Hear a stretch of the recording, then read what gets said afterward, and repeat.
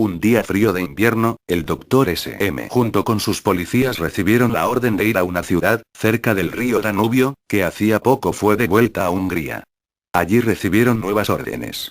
Tenían que apoderarse de todos los hebreos existentes y llevarlos a la ribera del río. Estuvieron a caza de judíos noche y día.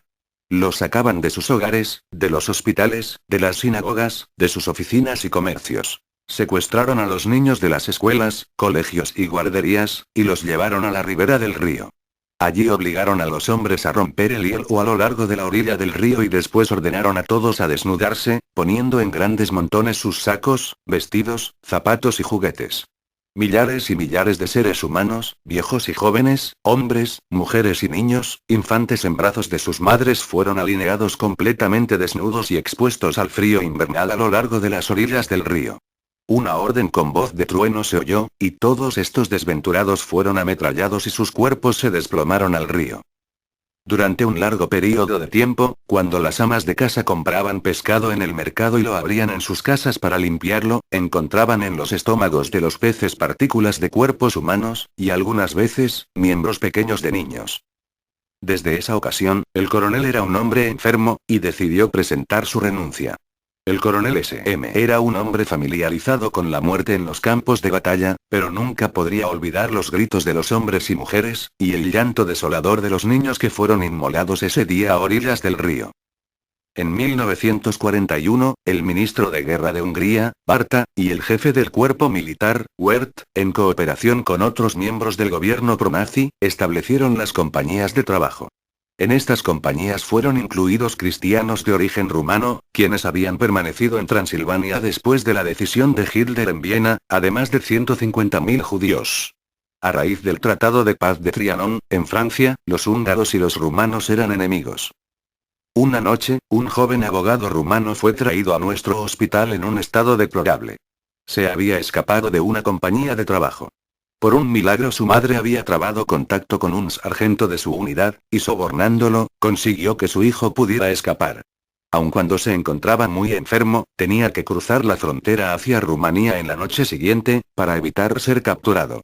Este joven anteriormente fuerte y bien parecido, era hoy un manojo de huesos, escupiendo grandes cantidades de sangre cada vez que tosía. Habíamos escuchado muchas historias terroríficas acerca de estas compañías de trabajo, pero por primera vez palpábamos la horrible realidad. Nos habló del supuesto uniforme que llevaban, su única posesión la cual consistía en una cobija ceñida a sus cuerpos con un cordel. En lugar de botas militares, llevaban un trozo de madera atada a los pies. Bajo el fuego enemigo en el crudo frío de 40 grados bajo cero, y con esta vestimenta, les obligaban a buscar minas explosivas sin ninguna protección. Eran golpeados y torturados por sus superiores. Y morían como moscas a causa del hambre, o por congelación de sus miembros o simplemente por enfermedades que nunca les eran atendidas.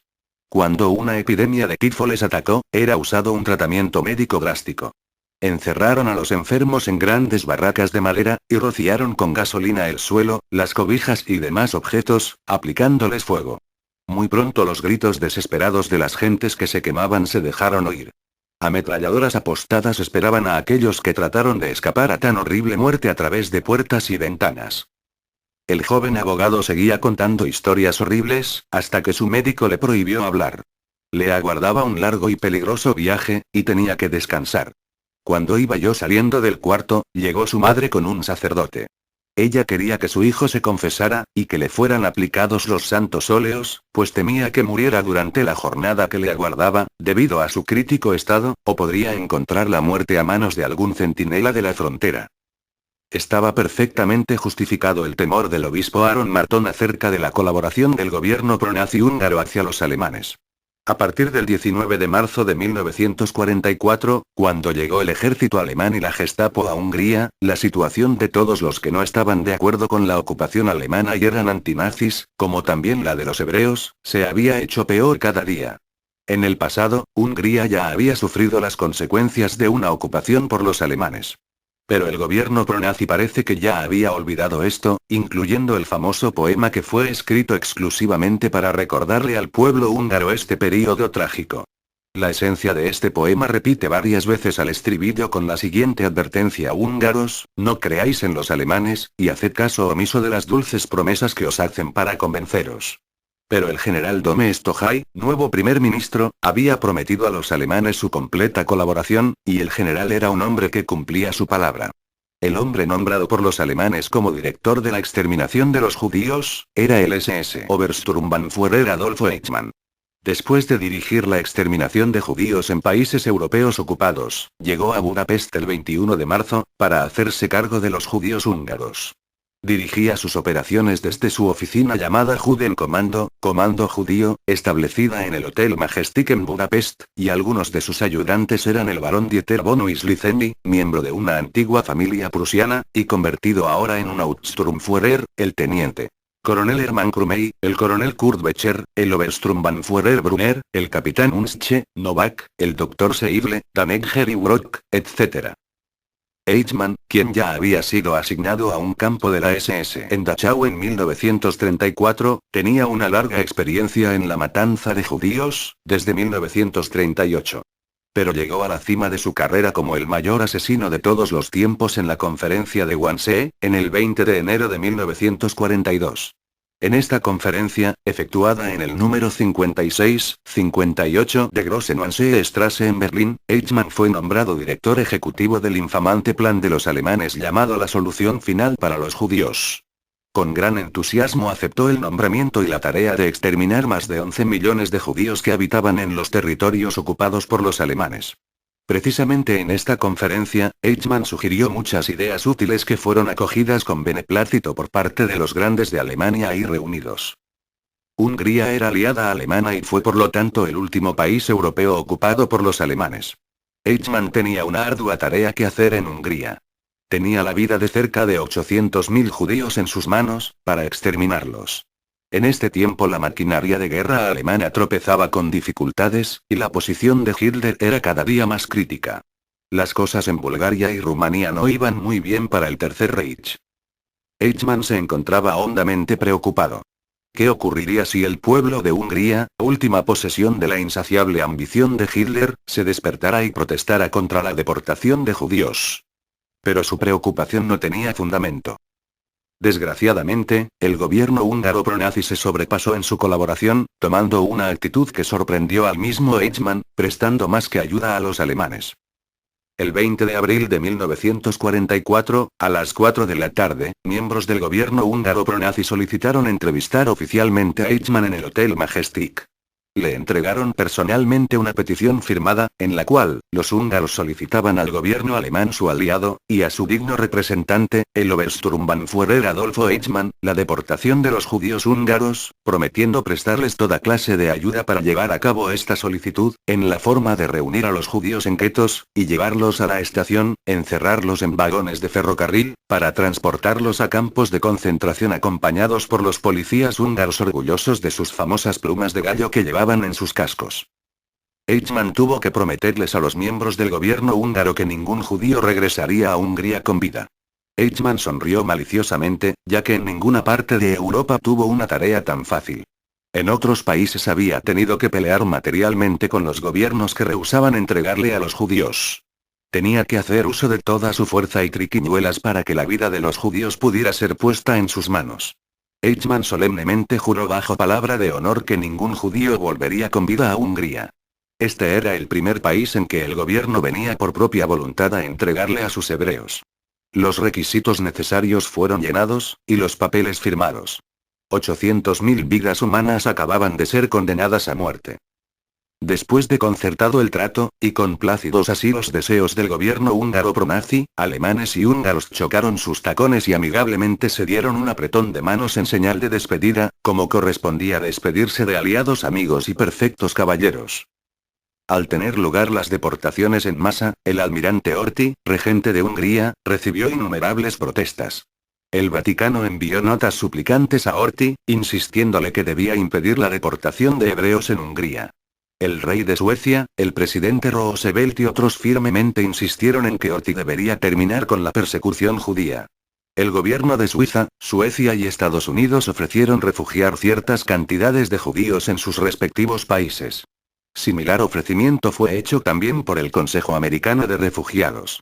Voces oficiales de Norteamérica en discursos por radio, amenazaron a Horthy diciendo que al final de la guerra todos aquellos que fueran responsables por la muerte de los judíos, serían juzgados por un tribunal de guerra. Pero nada detuvo a los húngaros nazis. En julio de 1944 los alemanes y húngaros nazis hicieron un convenio para hacer prisionero al mismo Horthy y apoderarse del gobierno, pero su plan fue descubierto por los seguidores de Horthy. Más tarde, Horthy se vio obligado a renunciar, y escapó de Hungría para salvar su vida. Cuando Budapest fue parcialmente rodeada por las tropas rusas hacia finales de noviembre y principios de diciembre, alrededor de 40.000 judíos, en su mayoría mujeres ancianas y enfermas, así como niños también, fueron enviados a una marcha forzada ordenada por el nuevo primer ministro Szalasi y por el Obersturmbannführer Eichmann, vigilados por los Ambedseis húngaros. Se les obligó a caminar bajo la lluvia helada y la nieve durante días enteros sin alimento y agua al campo de concentración alemán más cercano. Los caminos se encontraban materialmente flanqueados y bloqueados por los miles y miles de cadáveres de los que nunca pudieron llegar a su destino. La Cruz Roja, desesperada por estos hechos, mandó enérgicas protestas a Himmler. 15,000 judíos fueron asesinados en las riberas del Danubio en febrero de 1945, aun cuando hacia el final de diciembre de 1944, Budapest, la capital de Hungría, ya estaba en poder de los rusos. Después de la guerra me visitó en Nueva York el Dr. Retzo Kastner, un bien conocido periodista y sionista de Plug, la misma ciudad donde yo vivía. Me contó acerca de las negociaciones que él hizo con Eichmann en 1944, en Budapest, para tratar de salvar la vida de los hebreos. Eichmann le hizo una proposición fantástica. Le propuso vender la vida de 100 judíos por un camión militar. La vida de 1 millón de judíos a cambio de 10.000 camiones. Por desgracia, esta operación nunca se pudo llevar a cabo. Aquí doy algunos nombres de las personas de quienes nosotros, los húngaros, siempre nos sentiremos avergonzados siquiera en recordar: Bardos y László, primer ministro húngaro; Solimosi, subsecretario de Estado; Emil Kovács, ministro del gobierno húngaro; Jaros, ministro del Interior; Vites Endre László Baki, del Ministerio del Interior; Tome Stohaj, primer ministro; Szalasi Ferenc, primer ministro húngaro; László Ferenci, teniente coronel de la policía; Gábor Bajna, ministro del Interior; y László Endre. Recuerdo solamente estos nombres por el momento, pero eso no quiere decir que los nombres de aquellos a quienes no recuerdo han sido exentos de la responsabilidad de sus crímenes.